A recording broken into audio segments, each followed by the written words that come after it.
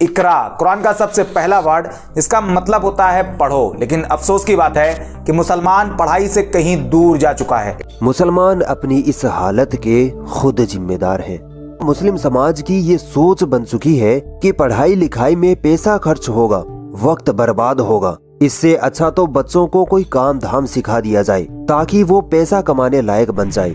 और दूसरा ये कि अगर कोई खानदानी धंधा है तो बच्चा दूध पीना नहीं छोड़ता, उससे पहले ही उसे उस खानदानी धंधे में लगा दिया जाता है।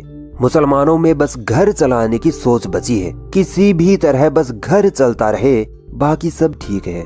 इंडिया की बात करें तो इंडिया में दुनिया की तीसरी सबसे बड़ी मुस्लिम पॉपुलेशन रहती है। अब अगर उनका लिटरेसी रेट देखा जाए तो 42.7% ऐसे मुस्लिम हैं जो इलिटरेट हैं, ना उन्हें पढ़ना आता है और ना ही लिखना। मैल्कॉम एक्स ने कहा था education is the passport to the future. Nelson Mandela ने कहा था education is the most powerful weapon which you can use to change the world. लेकिन इन बातों का आज के मुसलमानों से कोई लेना देना नहीं। आज का मुसलमान क्यों कह रहा, ये बात आगे आपको समझ में आने वाली है। अगर कुछ को छोड़ दें तो आज का मुसलमान एजुकेशन का रास्ता छोड़कर चौराहे की रौनक बना हुआ है। आज उनके हाथ में किताबें कम जबकि बिरयानी की प्लेट ज्यादा नजर आती है। आज मुसलमानों के पास न कोई हाई लेवल की जॉब है और ना ही वो शासन प्रशासन में कोई हैसियत रखते हैं। वकीलों के नाम पर दलाल, मेडिकल सेक्टर में सन्नाटा, साइंस एंड टेक्नोलॉजी सेक्टर्स में कोई खास कंट्रीब्यूशन नहीं। पॉलिटिक्स में ये सिर्फ वोट बैंक बनकर रह गए, उनका अपना कोई पॉलिटिकल बेस तक नहीं, ना कोई क्वालिटी की स्कूल है और ना ही कोई क्वालिटी की हॉस्पिटल। अब सवाल ये कि आखिर मुसलमानों के पास है क्या? तो जॉब के नाम पर मुसलमान या तो गोश्त की दुकानें खोलकर बैठा है, या फिर